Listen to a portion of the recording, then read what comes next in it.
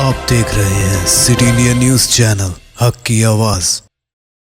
अस्सलामुअलैकुम नाजरीन, मैं Mohammad Afzal city India news में आपका इस्तकबाल करता हूं।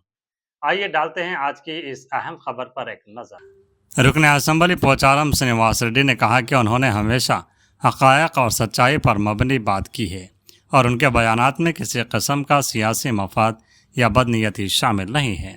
उन्होंने वाज़ेह किया कि वह पैसों के एवज़ अपना मौक़िफ़ तब्दील करने वाले शख्स नहीं है और ना ही उनका कोई ज़ाती मफाद वाबस्ता है। पोचारम श्रीनिवास रेड्डी ने कहा कि उनकी ज़िंदगी आवाम की खिदमत के लिए वक्फ है। अगर कोई यह साबित कर दे कि उनके किसी इक़दाम में ज़ाती मफाद शामिल है तो वह सियासत से दस्तबरदार होने के लिए तैयार हैं। उन्होंने कहा कि हल्का इंतखाब की तरक्की और अवामी मसाइल के हल के मकसद से ही उन्होंने चीफ मिनिस्टर रेवंत रेड्डी से मुलाकात की है। उन्होंने कहा कि अपने अवाम और हल्का इंतखाब की तरक्की के लिए वह हर मुमकिन इक़दाम करने और जद्दोजहद जारी रखने के लिए तैयार हैं, ताहम वो दबाव के सामने झुकने की सियासत पर यकीन नहीं रखते। पोचारम श्रीनिवास रेड्डी ने दो टोक अंदाज में कहा कि अवामी मफाद और हल्का इंतखाब की तरक्की उनकी अव्वलीन तरजीह है और इस मकसद के लिए वो किसी भी हद तक जद्दोजहद करेंगे।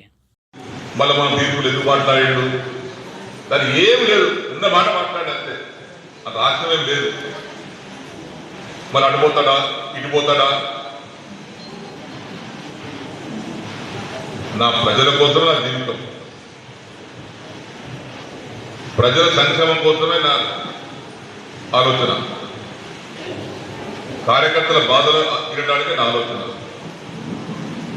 దానికి అనుగుణంగా నేను పనిచేయాల్సి వస్తుంది తప్పితే నాకు ఒక్క పైస కూడా %, కూడా స్వార్థం అనేది లేదు. స్వార్థం అనేది నేను ఉంటే రాజకీయం అనుకున్నాను, కానీ ఇటువంటి దౌర్భాగ్యం పని నేను చేయలేదు. రోజు అంటున్న బాధ కలిగి మనం స్పందించాలి. మీరు పోచారం శ్రీనివాస్ రెడ్డి ఉద్యోగం వేయడా, ముఖ్యమంత్రి గారికి ఉద్యోగం కలిపిండా, ఆయన స్వార్థం ఉంది. చెప్పురా బాబు, ఒక్కటి చెప్పు స్వార్థం, ఒక్కటి చెప్తున్నాను. నాకు డబ్బులు ఇచ్చేదా, నా అమ్ముడు పోయినా, అదే ఆ విషయం స్పష్టం చేయడానికి మాట్లాడినా. మరి వాస్తవం చెప్పాలంటే ఇప్పుడు ఈ పక్షాలు ఇచ్చారు, చెప్పాల్సి వస్తుంది. అన్నం పెట్టి నడుస్తారా? నా పుట్టగతులు ఉండే బేమాన్ అంటారు. నాకు నేను ఎప్పుడైనా ఎవరికైనా బేమాన్ అంటప్పుడు నేను కూడా బేమాన్ దగ్గర పట్టుకుంటాను. ఈ ఫంక్షన్ వచ్చింది, కేసీఆర్ రోడ్డు వచ్చింది, తప్పదు కదా. రేవంత్ రెడ్డి వచ్చాడు, ఆడ స్కూల్ ఇచ్చింది ఎక్కడ,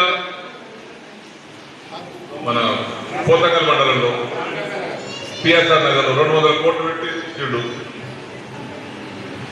ఇప్పుడు మన వన్య మండలంలో ఒకటి ఏటీఎం సెంటర్ వస్తుంది, ఏటీఎం సెంటర్.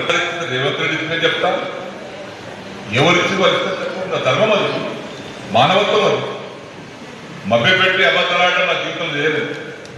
ఉన్నట్టు కుండలు బద్దలు పెట్టి కొడతాను, మాట్లాడతాను. ఉన్నదా లేనట్టుగా లేదా ఉన్నట్టుగా చెప్పడం వల్ల కాదు.